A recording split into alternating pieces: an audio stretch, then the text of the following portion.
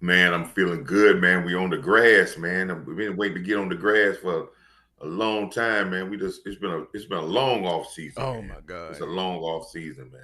Yes, indeed. It's been a long one indeed. It has. If y'all coming in, make sure to like, subscribe, and tune in. Make sure to like and subscribe to Coach Marv's channel, man. He just started up. Make sure, yeah, you know what I'm saying? This is gonna be my game day, brethren, when we're gonna be watching the games, you know, live and giving it to you. But right now, we're gonna help break it down so we can.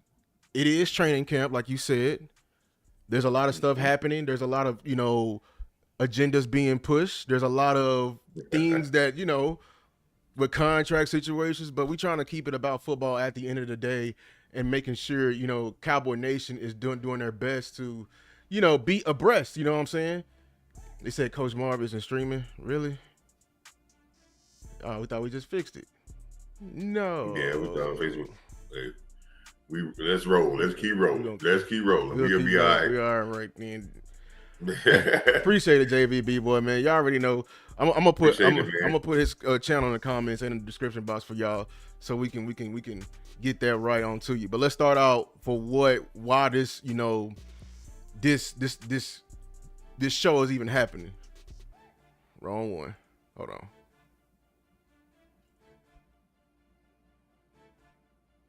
In competition, and so I think you know, I see a unit that's got a ton of playmakers and pieces, but we're going to go based on how our offensive line goes, and they're going to play really, really physical. They're going to be tone setters, if you will, and that's very exciting. And then with Dak, what do you expect him?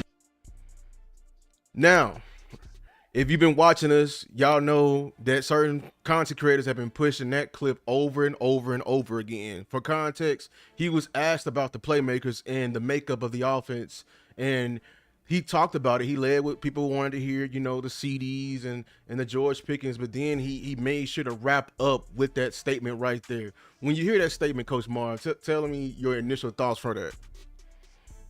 Well, you know, he understands the foundation of what football is all about. I mean, and he understands the foundation is not correct. All those big skill players ain't gonna be able to do what they do. They're not gonna be able to do what they do.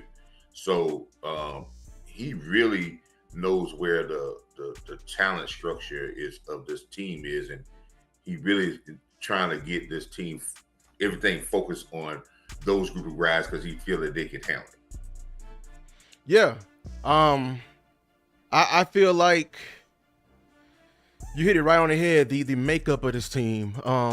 You know, we had a big fight during the offseason with the drafting and everything like that, and people were saying, you know, hey, we constantly, you know, putting assets into this offensive line, and Schotty gets it. He understands it. And I feel like a lot of things, if you pay attention to what Schotty's been saying, it's been a direct contradiction of the previous regime. He's saying we're leading with the offensive line because the previous regime didn't lead with the offensive line and everything like that. And actually, the 1 year when they went furthest from leading with the offensive line, you saw how the season broke down and how injuries came about, especially with your quarterback. You feel me? So, right.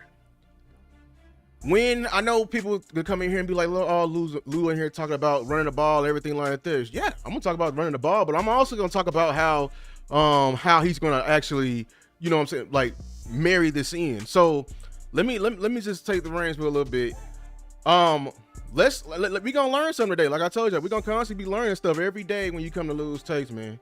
We're gonna be constantly learning stuff every day. So right here, I have a basic concept of a play that's gonna be in our playbook. This is gonna be a counter concept. We are now a gap scheme team. If you have been watching the practices, and if you have not been watching, you know, the Schotty and Clayton Adams, how they've been talking about.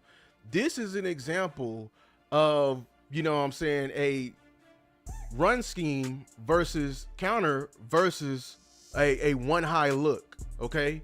Now, do you see they label the three linebackers as the buck? You know, we ain't gonna care about the Mike Will. We just gonna care they're the buck backers. They're buck backers. And if you see right here, there's my block. You know, the front side right guard and right tackle. They doing the down block, and they're you know, they're comboing to the minus ID. You know what I'm saying? And they were coming to kick out the end, and we're inserting off that.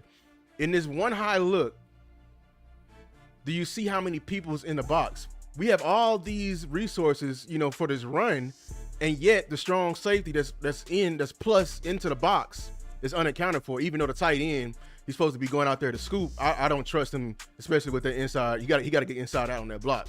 You feel me? That's right. You know what I'm saying? But there is a lot of resources being contributed to this right here, and I just want to show you the difference, because shout out to Sky and Tua, they just had the great Mina Kimes on there. They said, hey, Cowboy Nation, you got George Pickens. You know what I'm saying? You're gonna see a record high number of too high this year, because they're gonna have to keep two people on the roof to deal with your threats out there. Now, I just want you to show you the difference of the same exact play, but now with the versus a too high look. My coach, when I play, always said, when they're in too high, lick your chops, because we finna get ready to run the ball. Because you know what I'm saying? Do you see now how different it is? Now that run that I showed you earlier might have been a, you know, if they do it correctly, maybe a 2 to 3 yard gain. Right here, if we don't get at least 3 to 5, I'm firing everybody. You feel me? Right here, because we can block everybody That's up. right. And I mean the wide receivers is blocking most dangerous. That's what he got two, you know what I'm saying? He got two blocking indicators. I mean, if the cornerback comes first or the safety comes first, whoever is most dangerous, what he's blocking. But I'm saying is this: by the time the running back breaks the line of scrimmage, he should be one-on-one with either one of them. And and my coach always say, block it up perfectly. If he can't beat the safety, you need a new running back. You know what I'm saying? So this is one of the main reasons why that we're trying to lead with the offensive line. When you emphasize the offensive line and everything like that, this is how it can help you in the run game. I think I got like one more run play in here, just to show y'all, you know, this is I think this is a 4-2-5 look, you know, how everybody's blocked up. I just want to show you how everyone's blocked up. I even got some passing concepts in here. Yeah, Lou care about the passing for y'all air raid people out here. I got one concept in here. Let me say something about this run play you got right here. Okay, let me go back. Which one? Look how, and I want our listeners to see how much action you got in there. There's a lot of action in there. And let me give you a note for y'all, for the listeners. What defensive coordinators don't like? They don't like movement and they don't like action. Because the more your offense got action, moving parts, people going here, going there, it is very hard to defend. If we can stabilize you into one area, we can defend you. Mm-hmm. Because when you got these moving parts, you got lineman moving, you got motion, you can motion in this. Also, Lou, this is a great play action. Oh, you could do the same motion, the same blocking scheme, and come off that same play, and that same receiver you going out there, they're gonna get they may get up on top of the safety, and now when you got a receiver on safety, you win that. Mm-hmm. I remember last year I talked about it. You make with safeties cover, you make corners tackle. Mm-hmm. Exactly. Because safeties are better tacklers, so you make them what they're not good at. Mm-hmm. You make them do what they're not good at, which is covering. And you make corners, which they're cover guys, you make them tackle. You make people do what they're not accustomed to doing, or they're not dedicated to do, and you use the win. But this play right here has a lot of action. So this play, if it's a staple to our offense, it's already showing you that we're going to be a motion team. We're going to be a very multiple team when it comes to offense. And you're right. I should have, and I really don't even have the real play in here. I'm forgetting one person because, and I've been seeing it in camp. I don't know if you've been seeing it. I'm going to do a couple of film breakdowns on him. Hanaluki is the H-back, or they call it the up back. And he's going to be inserting a lot of times, and he's going to be motioning a lot across the formation, occupying eyes. So, Lou, why are we talking about the run? I know, Lou, you always want to run the ball. All right, for all you air raid folks, because Coach already went ahead of himself on why I was talking about that and why we're leading with the offensive line. I'm not even going to get into it. I'm breaking down one variation of a pass concept. I'm going to teach y'all about a concept called a smash route. The whole point of a smash route is to have a big play down the field and a check down automatically for the quarterback. We're putting pressure on the safeties. That's the whole point of a smash concept. Now versus too high, whenever you see too high, middle of the field is open. You know what I'm saying? Now this is a basic smash concept actually. Actually, do I want to lead with this one? Let me lead with which one? Let's lead with the normal one. This is normal smash concept. You know what I'm saying? Shout out if y'all been playing Madden NCAA. Right here, as you can see, there's two corner routes. All right, middle of the field open and middle of the field closed. If the middle of the field is open, right now off bat with no action and straight off, this play should be covered by the defense if they do everything correctly. If the free safety undercuts, if he supposed to, and the strong safety stay over the top with the tight end. How this simple play can be unlocked is a simple run action that we add to it. So let's say if we did that play we just talked about earlier with the counter, and we occupying, like, this is another variation of the smash concept, except it's out of this is like trips. I guess trips with the tight end. I love that concept even better. Yes, this one, right there, this is gonna be a deadly one right here, because I'll explain to you when you finish what that concept. Right here, when I look at this play, if we're doing what we're supposed to be doing up front, we're occupying linebackers. We want to occupy them on all our passing plays because we want to open up, just more windows. This play right here is going to be even more special. This is versus a nickel package, actually. They got a nickel corner out there. If we do what we're supposed to do and actually block, if we occupy somebody's eyes just a bit, we put so much stress on this play right here. This strong safety is going to be in hell. I'm gonna tell you that right now.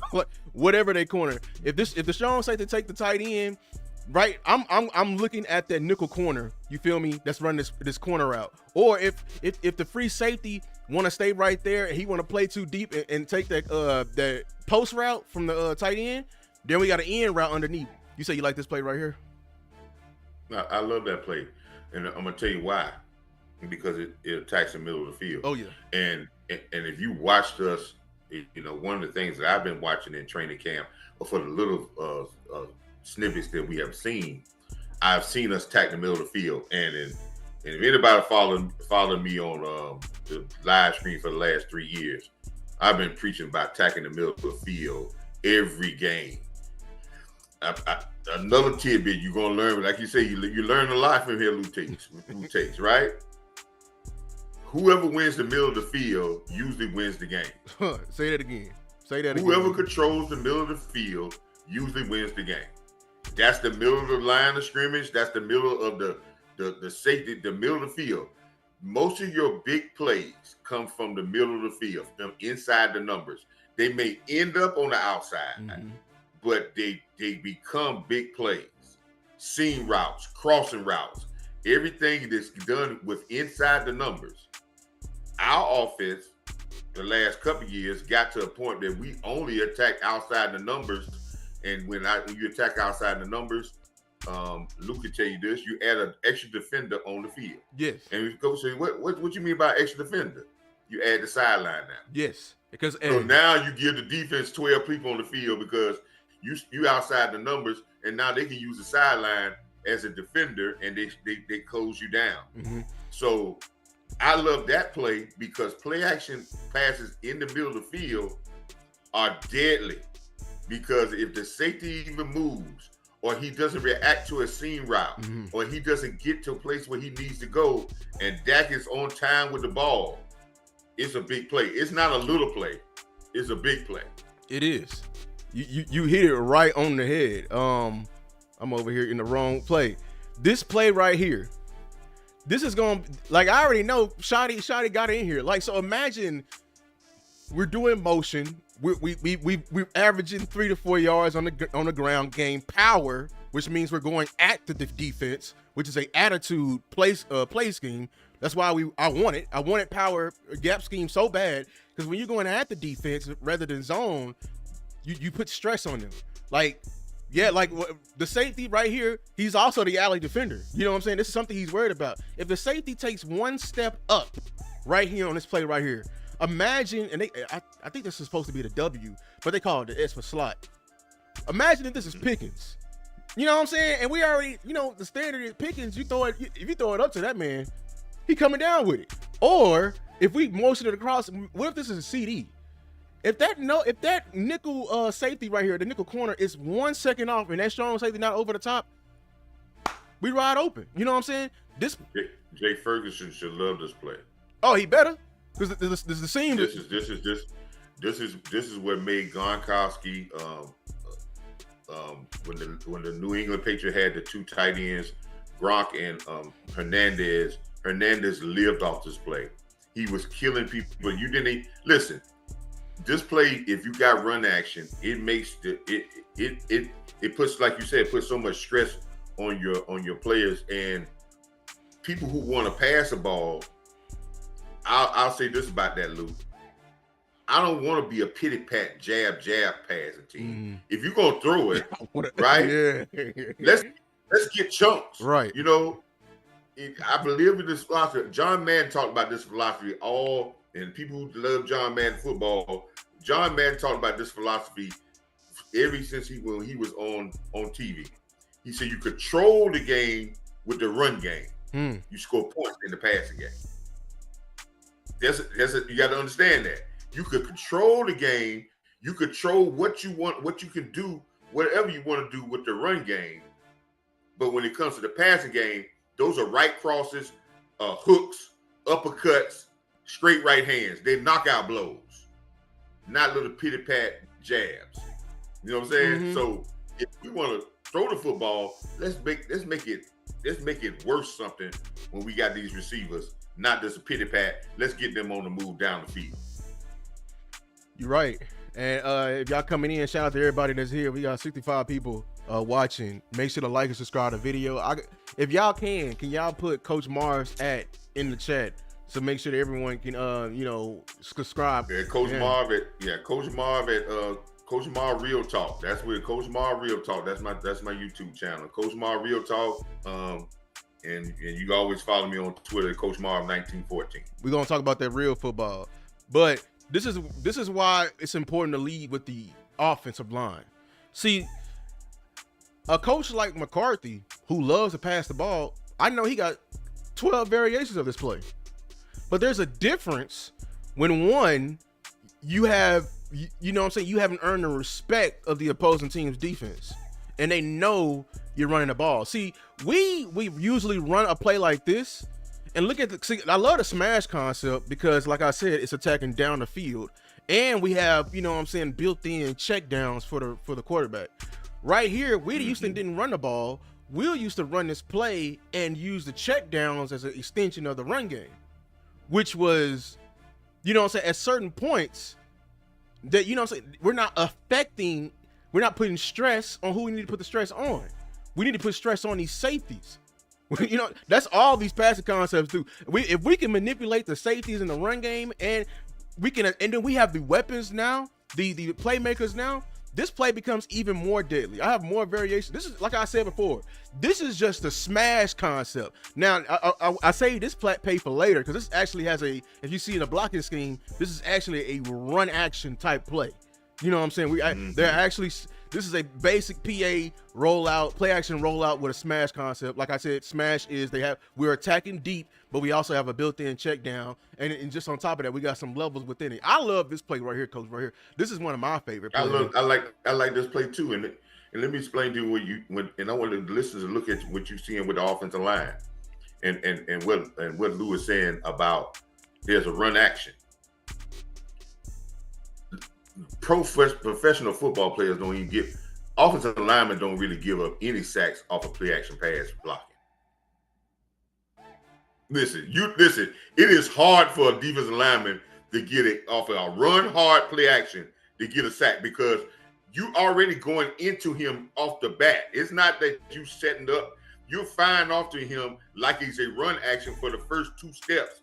He got to brace himself to take that on because he don't know if it's passed. By the time he regathers himself to start rushing, the ball gone.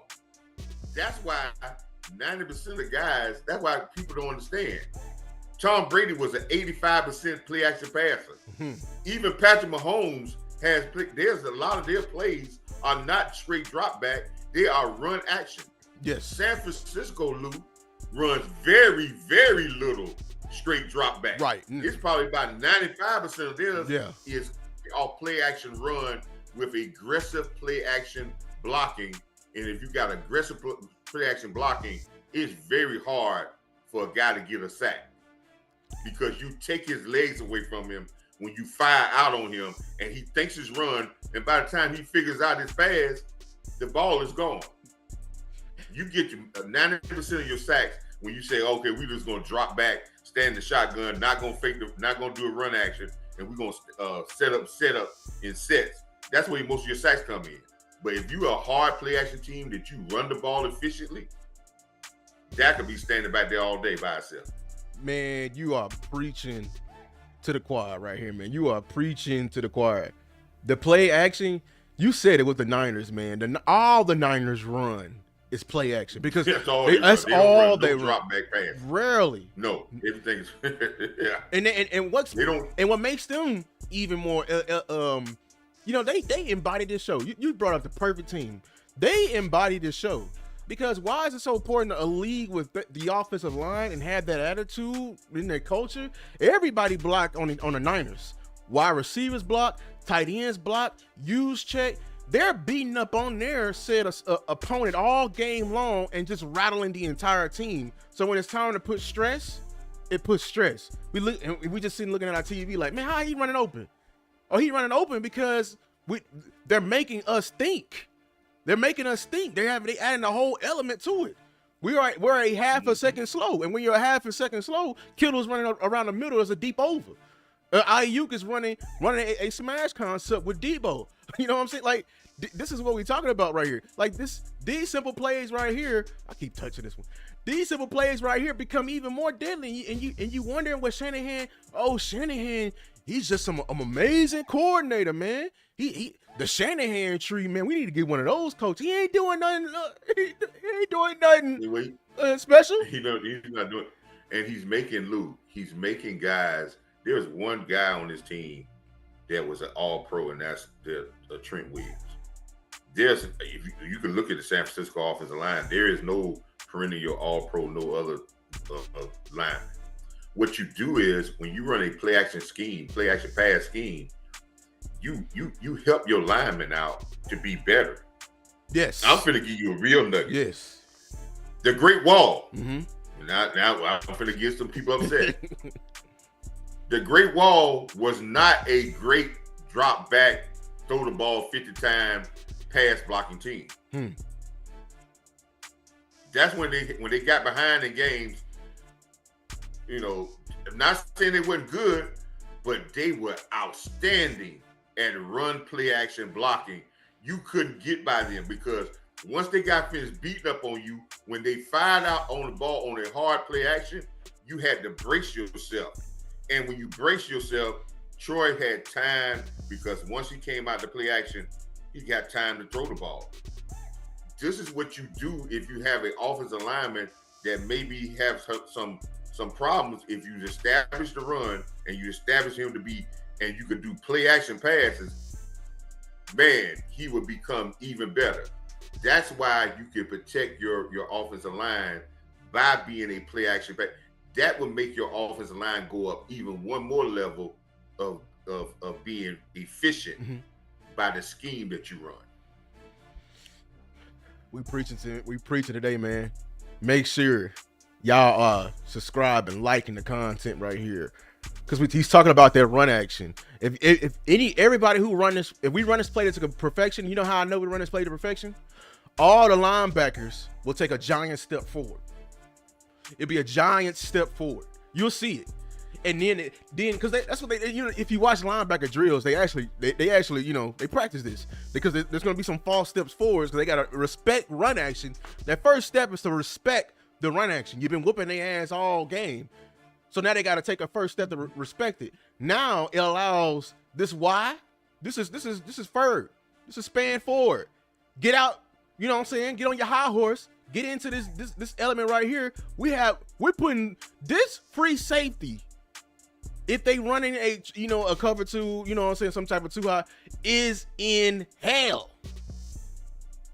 And well, you know why he in hell, Lou? He's getting attacked. Let's say we ran this ball, we ran the running play on this play, and the receiver got up on him and made a block on him, and we got one run that might have went 25, 30 yards.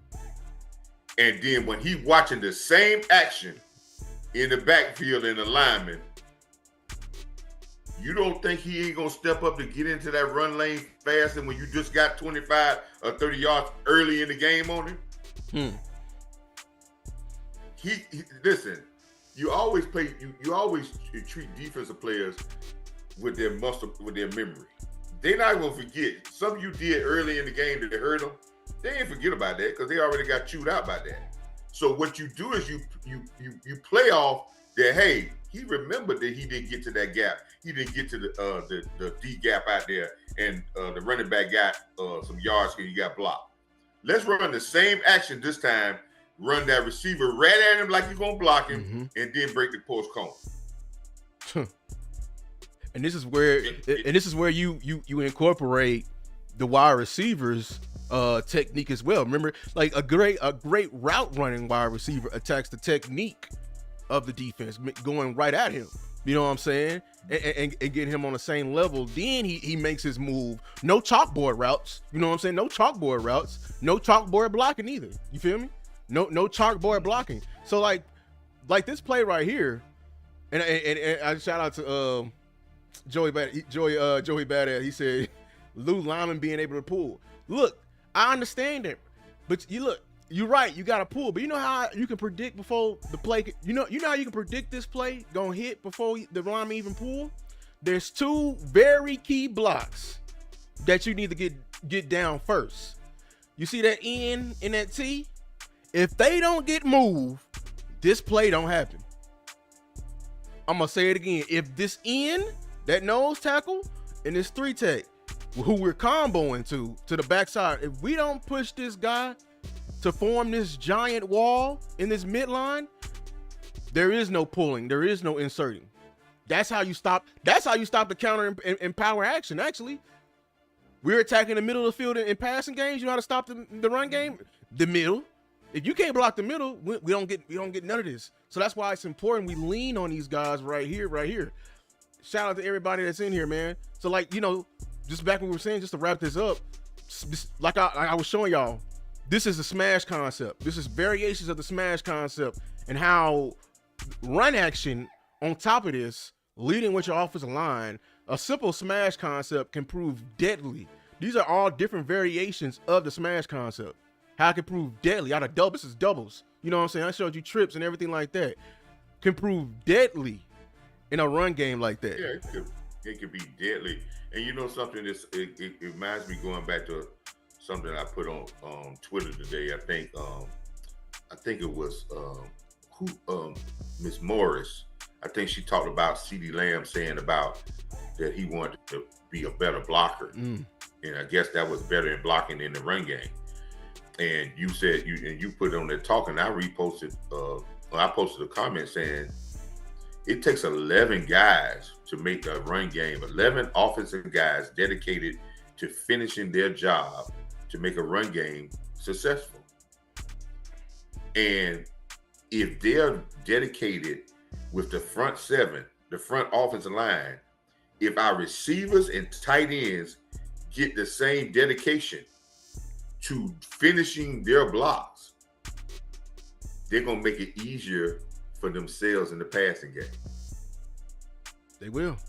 So football is a hand-to-hand thing. So when you said about when we were talking about the offensive line leading, the offensive line has to lead in a way where it makes everybody dedicated to finishing their job, because it's going to make the passing game so much easier if you finish your job in the running game, because it sets up everything else that you want to do. You said it, man. Let me play this one more time because I got another point. In competition.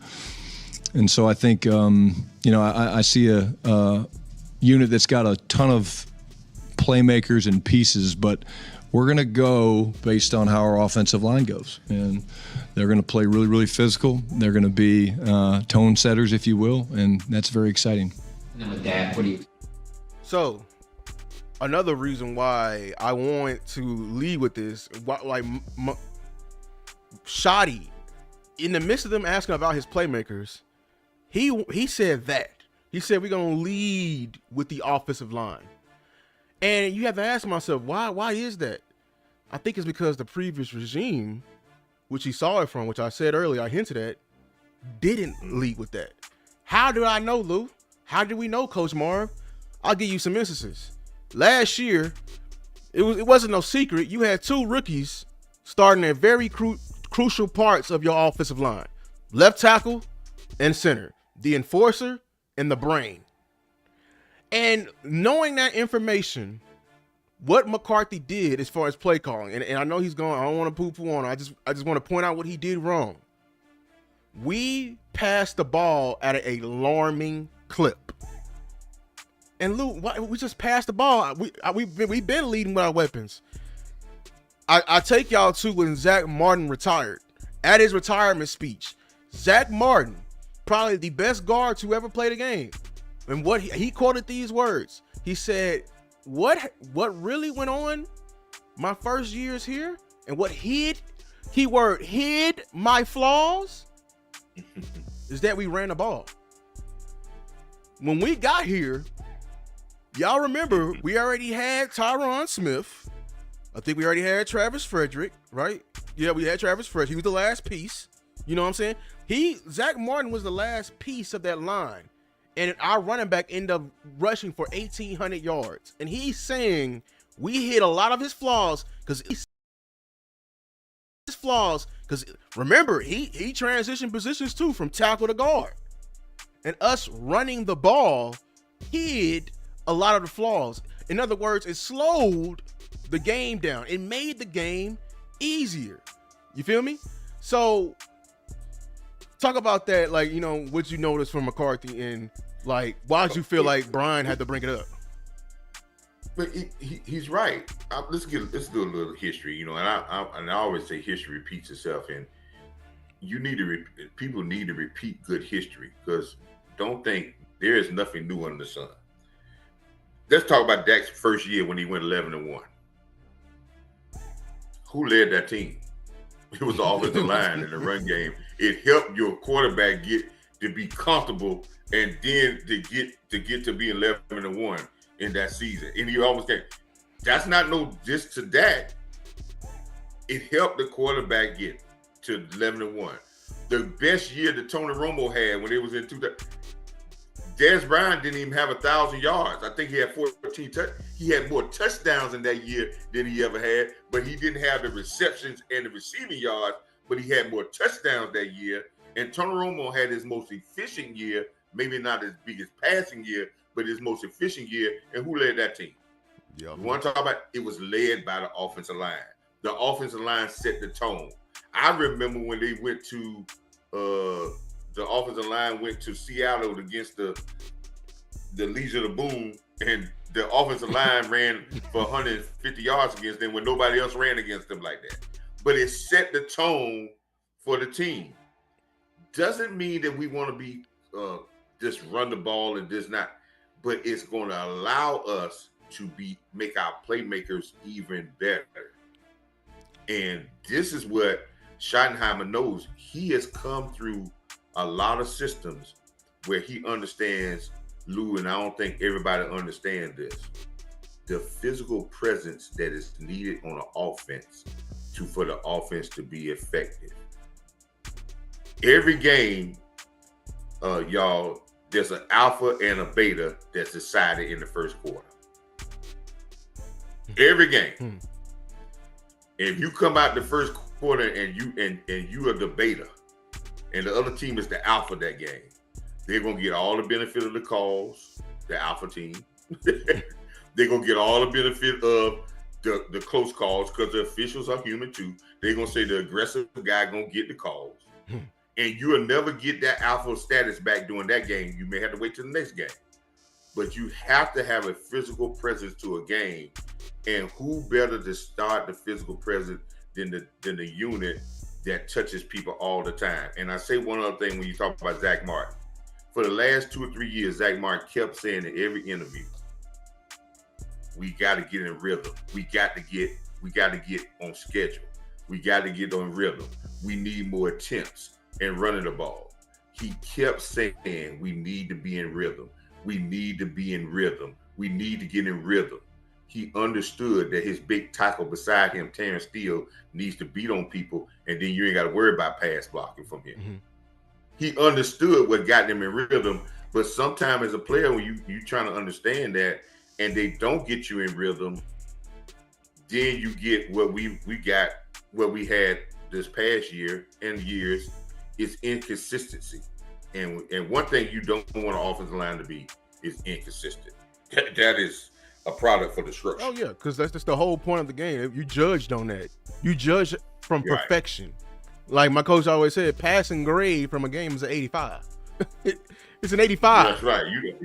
It's not a 70. It's an 85. 70 don't get you. Mm-mm. Yeah, 70 don't get you. Three failures out of 10 plays don't get you. And then when you start having failures, you lose confidence. Lou, I did a show. I don't know if you've seen me. I did a show, but what makes a great offensive line is the 3 C's. And that's continuity, comfortable, and control. Mm-hmm. When they get continuity, and the offensive line get comfortable with themselves, they control the game. I mean, that don't mean that they're gonna go out there and every play gonna work. That don't mean that they're not gonna lose some battles, but they control the game. And when they control the game, man, it makes it easier for CeeDee Lamb, your receivers to do whatever they want to do, man. It makes it easy. Man, you don't know, man. Listen here. Ain't just the quarterback to go out there and buy offensive lineman dinner and all that stuff. The receivers understand how good when an offensive line is giving quarterback time and they get and they keeping people where they don't know if you're going to run the ball. They run up on people that trying to stop the run and they run it bound. Man, receivers take care of offensive linemen too, because they understand that they take care of the leadership of the team and they take care of the team, and they're not really the flashy guys. They're the lunch pail guys. I'm gonna let y'all on a little secret. Offensive linemen hate one-on-ones. The little period when you go one-on-one versus defense. We hate that period. Absolutely dread it. Have to do it. It's a good for showcasing your technique and how you're doing in the midst of the fight. But we absolutely hate it.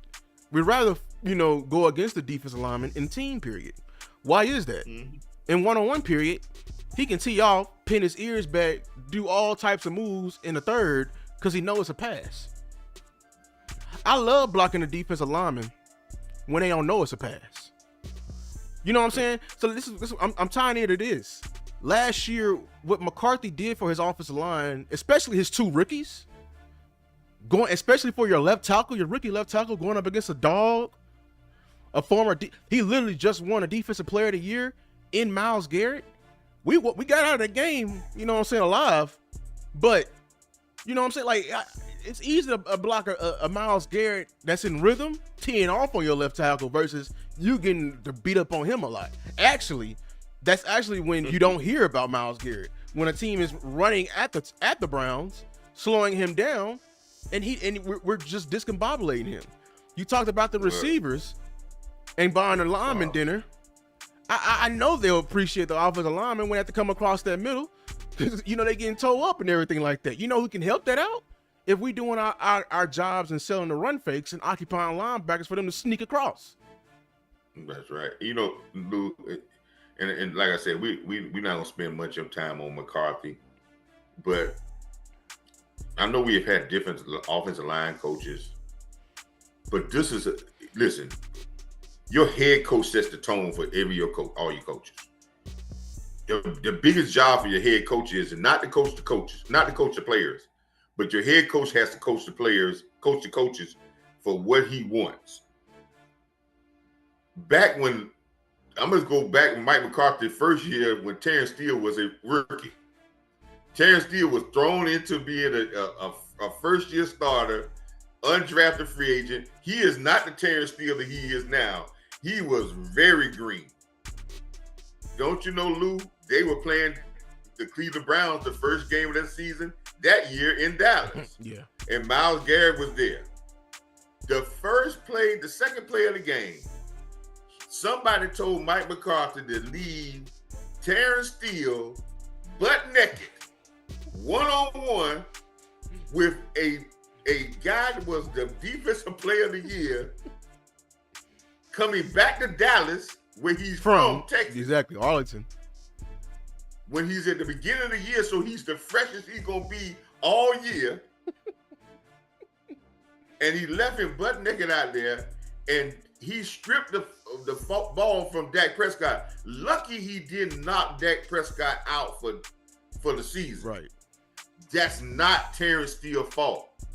That is a malpractice of anybody who's on there that call a play that says in the first quarter, I'm going to leave this young guy out here butt naked and say, hey, block the best defensive end in football, and you're an undrafted free agent and you're trying to get a start. You're trying to get something. You're trying to get your feet under you. So it's crazy that you do that. And then 4 or 5 years later, you still doing the same thing. So that's why I say it's not the big things. I think we look at the record, and I think some people look at the record and say, well, when you went 12-5, but look at the big games of the stuff that went wrong. And you'll be able to figure out like, hey, we were more talented to get 12-5, but when it got to the big games, those flaws kind of hurt us. You're right. And this is my last point. I'm gonna go to the last point, which is my last point. I want to go on this subject. You mentioned with the quarterback. I got a whole show planned for this, but I know people are discouraged by the run game and the running backs and what's happening right now. But I know people thinking like, Lou, you just want to run the ball just cause. No, what I want Dak to do, I need Dak to put up that cape. You know what I'm saying? And this is what made Tom Brady so deadly. Like, he was the ultimate game manager. Like, he managed the game. You're responsible for all other 10 guys. And who you're responsible for first is the people who's directly responsible for your health, your insurance. And if you feel like your lineman or your old line is getting a little bit out of whack, keep that run play right here. I don't care if it does get 2 yards. Them 2 yards are very valuable. Sometimes you need to run the ball to make sure everybody's in front just all right. Like let them punch on them for just one play. You know what I'm saying? And then when you look back at it, it's gonna help you in the long run. It's about those micro battles like right there. That's what we mean by leading with the line. We have the youngest line in division, probably the youngest line in the entire NFL. We have a lot of youth on the NFL, right? I mean, we have a lot of youth on this line. I think the average age is like 24.5. Oldest guy being Steele, and he not even 30. You know what I'm saying? There's a lot of youth on this offensive line. You being the veteran quarterback that you are, how you manage this game, and how you adhere to your head coach, and I know he's preaching this in the classroom, is that when I say I want to lead with the run game, it's for you. You know what I'm saying? It's for you, Dak, to use it. Now, no, it's not. We want to get the big runs. That's what I'm coaching my O-line to do. But sometimes keep the run game there for just this play, because them being in rhythm is the most important thing. We can't attack nothing down the field if these guys are not in rhythm. If they're not in rhythm, we're not in rhythm. You know what I'm saying? So then the last point I wanted to make, and we're going to get up out of here, is that what you say that we need the offensive line for is that they help sharpen the iron of the rest of the team, especially your defense. You know what I'm saying? Especially in a time like this, in the training camp, with a defensive line we got questions about. A great offensive line, a physical offensive line, doing what they need to do can help get you know what I'm saying, get what they need to get doing right now. Yeah, you listen.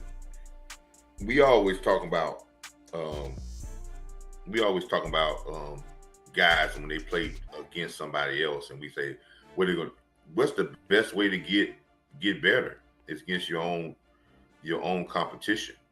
I go back to what Tyler Smith. Lou, you remember when Tyler Smith got drafted? You know, Michael Parsons was on a draft show, and they interviewed Tyler Booker, right? Mm-hmm. They interviewed Tyler Booker, and Tyler Booker said that thing about taking the heart out of a guy, and Michael got hyped about that, right? He was like, "Wow, man, I'm ready to go, man." He said, and then Michael said, "Man, you got me ready. Just let me save me so I can have a little bit on Sunday." And Tyler Booker said this, and I keep saying this on every show. He said, "Man, I'm gonna save you on, I'm making sure you get to Sunday." But he said, at some point, this is what a rookie said. Now he said, but at some point, and Lou, I live off the. And out there in the land, and out there, I want my fans to understand, I live off the button and syndrome thing, right? Whatever comes out the butt and whatever comes out the and, believe that. That's believable. All the other stuff to come out, but when they say but or they say and, believe that that's really there. He said, "Yeah, I'm gonna save you till Sunday, but at some point, we got to get better." That means at some point we got to lock horns because we got to get better. Talk. That's that's inbred from Nick Saban. That's the philosophy they had at Alabama when they had ones practice against ones. Because at some point, iron got to sharpen iron. You cannot go through this whole thing saying, "Oh well, let our twos go against our ones," and they don't never let the other guys get it. We don't never practice that hard against our own team in run blocking because we don't want to. That people could get hurt. When you gonna find out if your guys can run the ball when you know they're gonna run? Schottenheimer said something 2 years ago when he was became first offensive coordinator, and he said this, but he really didn't have no pull to get it through. Right. But he said this. He said, "You got to run this ball in this league when they know you're going to run it. And you got to pass it when you know they're going to pass." I hear everybody, this is the craziest thing I hear everybody say. A lot of people who don't like to run the ball, they say, "Oh, man, we're going to run the ball when they ain't got nobody in the box." And when they got somebody in the box, we got to pass the ball. Listen here. Do you think that they didn't have people in the box for Emmitt Smith? Do you think that people in the box for Trey Walker? They didn't care if you had people in the box. Talk. If you're going to run the ball, listen here. Every training camp, I remember Nate Newton saying, and teams still do this now. You got some teams that still do this now. I think Kansas City do it. When they first do their inside run drills, and I used to do that with my team. It'd be seven offensive linemen against how many? 9 defensive players. So you be having a safety in the corner out there? That's right. Yeah, my coaches did the same thing. My coaches did the same thing. Against 9. I used to hate it. So how can you run against 9? If you got a team that can get after each other, you can run against, because listen here. Right. There's going to be trash where guys can't get there. Man. 7 against 9. Because you have to be able to run the ball when you run the ball, and you got to be able to pass the ball when you want to pass the ball. I had a right quick, Lou. I had a person tell me that same thing, and we was in the barber shop. He said, "Man, you don't run the ball when they got too many people in the box. You got to pass it." I said, "So I bet you throw an incomplete pass, I bet you'll throw it again the next throw down. You ain't gonna stop throwing the ball." Exactly. That's what But you'll stop running the ball. But you won't stop throwing the pass. If you can't complete a pass, you ain't going to stop throwing the ball. You're going to continue to do that. And that's what we're trying to ask this team. When we say lead through the offensive line, Dak has to make sure his offensive line is comfortable, and they will make things easier for him.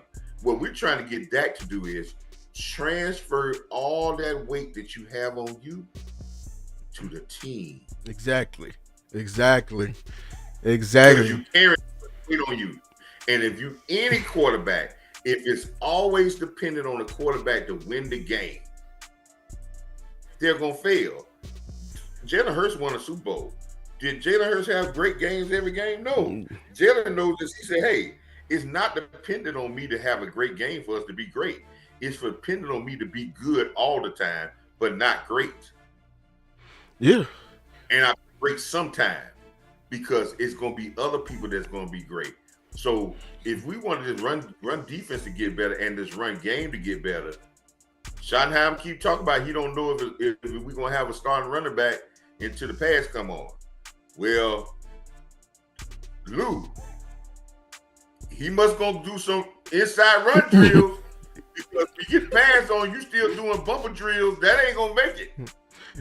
Till Sunday. So somewhere down the line, like Tyler Booker said, somewhere down the line, we got to get better. And the only way you're going to get better is you got to put your hand in the dirt, and we got to go at each other, because the harder we go at each other, the easier our opponent will be. What you're saying? Those who what? Those who sweat more in peace bleed less in war. Man. I mean, and listen, you don't want to listen, Lou. I say this, man, and you play football, and everybody out there who play football. One thing about your coaches, they have to turn the temperature up on you to find out where you start to burn.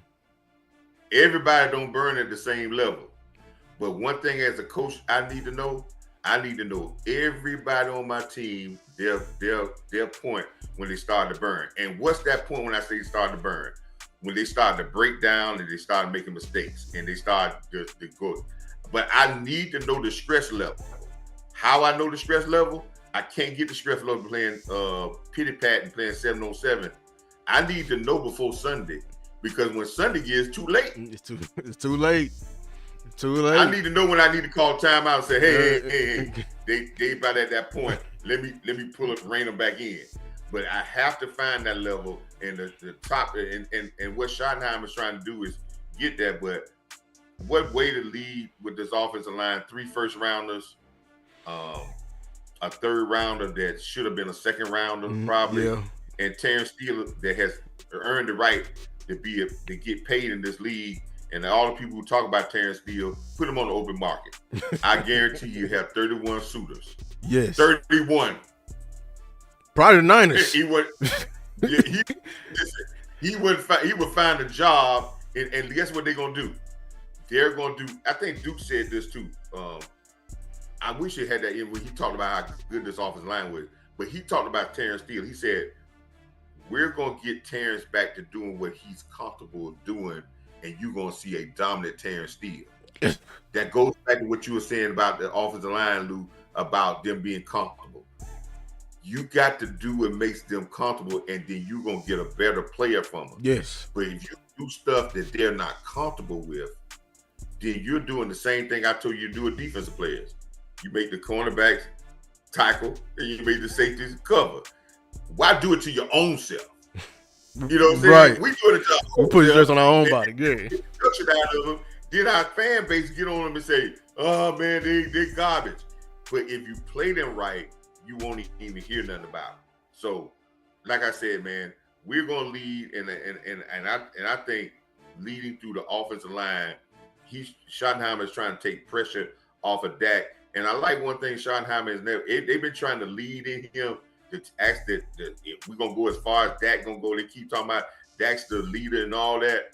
But every question, Lou, Schottenheimer deflects that question to the team. Mm-hmm. Because he knows that there's too much pressure on Dak. Too much. And I know people think about the salary. Man, quarterback, that's just how the position pays. Say it again. Say it again. That's just the nature. This is the nature of the position. If the house, if house is going for $300,000, guess what? I don't care how much you complaining. It's going for $300,000. That's what houses cost. That's how much. That's how much they cost. That's the going market. Y'all complain about you complain about the wrong thing. You could complain to the market, and that's that's just how the position pays. And listen, he should. If you look at it that way, and this is what he probably said. And I don't want to get into this, but listen, if that's what the position pays, and you on the highest value team in the biggest market when it comes to NFL, hell, you should get paid the most. Some people don't make no sense no time, man. Like we begin at the end of the day, they are entertainers. Yeah. You know, and you on the biggest stage. You on the stage that said, well, I was talking about the Cowboys that said, we are flashlight, we are spotlight on the sun.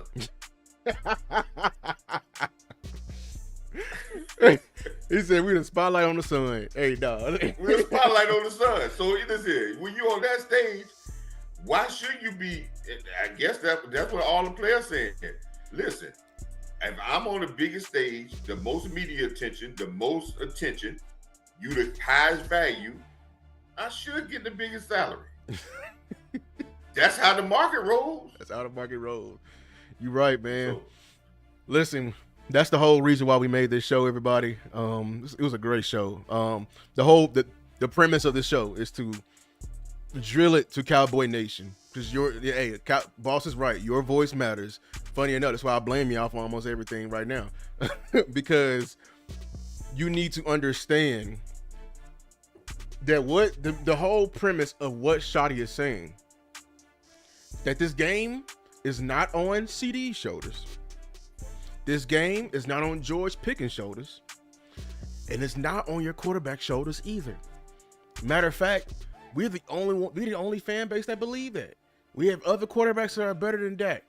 But I guarantee you, when the going gets tough, you don't see them teams put the game all the way on their shoulders. My biggest example of this is the Buffalo Bills last year in the AFC Championship game. Even though they lost, I'll never forget this drive. The Kansas City came down and scored, or they got pinned deep. They're on their own 10-yard line. Field position battle. They lost it.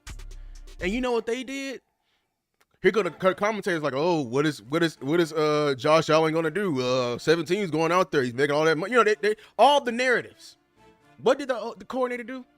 Ran the ball all the way, all them 90 yards.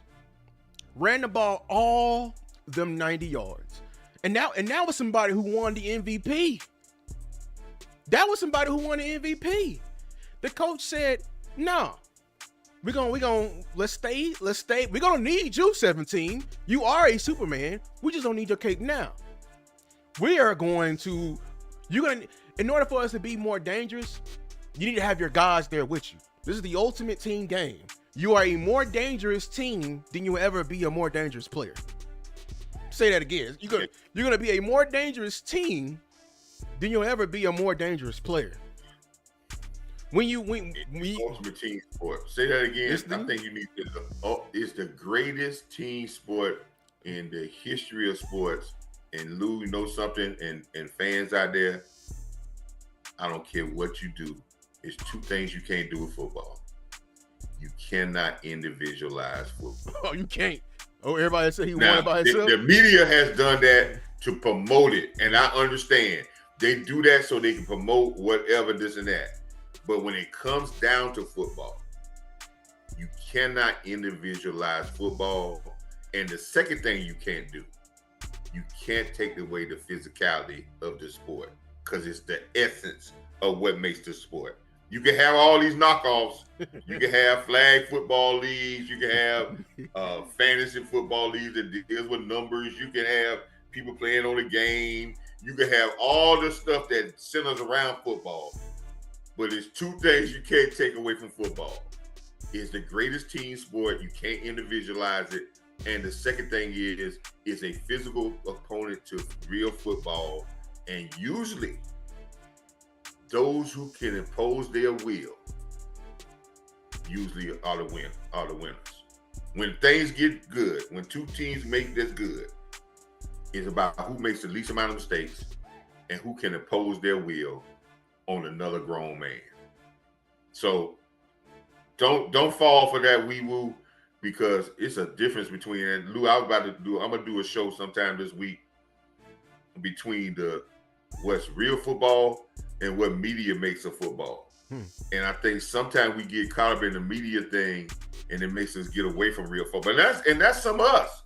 Sometimes I catch myself in it, and then I have to rein myself in to say, real football is a team sport and it's a building process. Perfectly said. That's the one. Like this show really makes me hate that. And I wasn't gonna. I'm gonna just say this, and we ain't gonna make it about it. I just really hate that Mike ain't got paid yet, because I feel like he can be the biggest benefactor, in saying what Booker, going out there and actually battling it out. But I can't wait. Make sure to like and subscribe to the video, everyone. I'm gonna put Coach Marv's. I think we put his channel in the chat before. Make sure to subscribe, turn on the notification bell for Coach Marv Real Talk. Y'all, football is here, and they put the pads on Sunday. I am very jealous of Vach. I'm very jealous of Vach because he's out there. He's just doing straight trenches out there. Ain't Sunday on the Rams come in town on Sunday as well, right? I don't think that's yet. I don't think I gotta look at the schedule. I think they come in town Sunday. So both teams will be put on the pads for the first time. Really, the first padded practice? That's right. I think Rams are in town. I think the group practice, because I've seen a promo saying that they're going to be on 1 o'clock. The practice starts at 1 o'clock Sunday. 1 or 2 o'clock Sunday. Why would the NFL do that? Why would the NFL do that? That's crazy. Well, they limited. They're ramped up so they can and let me explain something to our fans about the Rams. The Rams very rarely hit at all but they do everything very intense. And McVay is a very old school coach. A very old school coach. Intensity. If you can't stop the run, he's going to run the ball. See, he got that flash and dash that everybody think he's ready, but no. McVay and he is a physical guy, and he's going to bring the pain to you. And I think this having group practices is very important. And I want to see how it's about competing and what Schottenheimer been talking about. So that would be a great way to start with competing and working with this. But I want to say one little quick thing. Go ahead. We are at a point right now, Lou, and I ask about Cowboy Nation. Trust our coaches in their process. Yes. Yep. I know we may see a clip. I know we may see something. I know we may see something and start getting on saying, get that guy out of here, get this out. Listen, you have no choice but trust your coaches. If you don't trust them at this particular time, right? It won't get done. I can always say at the end, you can always do an evaluation. But you got to trust them in the process. Yeah. Right? Yeah. If you trust them in the process, you got to say they see this or what are they're going to correct this. They're going to get this right. They see more than what we just see on that one clip, because they may have seen 4 or 5 plays earlier in that, and that might be the bad one that you saw. So if they still out there or they're saying that we going with this guy, please trust your coaches. If you trust them, then that's why I say that the coaching staff is very important, because if you trust your coaches, they're going to get them right. It's like, having your kid go out to school. If you don't trust your teacher, what you going to do? Every time they do something wrong, are you going to go to class with them? Are you going to stand there with them? So, hey, you got to trust them. You got to trust that they're going to do their job. But when you see the end result, you can evaluate them and say, hey, well, let me move on or whatever. Right. But during the process, trust what they're doing. And I like this coaching staff. I think Schottenheimer is going to try to get this coaching staff to get it together. So it's a work in progress. So this don't take one little clip like I got my on Twitter today. I got about 100 different messages, 1,000 messages about Marzi Smith in a non-contact play. Yes, I saw that. Yeah. Getting blocked by one of the best guards in football. And then they say, oh, well, listen here. Guess what? Aaron Donald got wiped out on a couple of plays. Everybody think that you are great, that you don't. It don't happen to you. We gonna see when them pass come on. That's gonna be the show and tell right there. Collective of the group. So if the collective, what I'm looking for is for us to pick up each other and the collective of the group to get better, and that's what we want to do. And we'll be able to evaluate them. But believe you me, these coaches are watching film every day. But they got one problem, Lou. It's a new coaching staff. They're learning their players, and the players are learning their coaches. So it's going to take some time. Let's just be patient and trust our coaches. Shout out to Coach Marv, man. Great show. Make sure to like and subscribe to the video. We had almost 115 people watching, man. Quickly before we get out of here, new video that just dropped today. Make sure y'all go tune in. 5 storylines that went on that we need to follow throughout this season that I feel like is going to be make or break for us in this season that we really need to pay attention to. So make sure to go watch that video, like it, comment down below and everything like that. But hey, appreciate you, Coach. Make sure y'all tune in. Man, listen, man, I appreciate you, man. Listen, there's not I rock with a lot of people in Cowboy Nation, but there's only a few people that I approve of because they do the work. They know football. They know film, and Lou is one of those people, man. Y'all follow this. This guy's gonna take you to not just a level of being an admiration and a fan with you.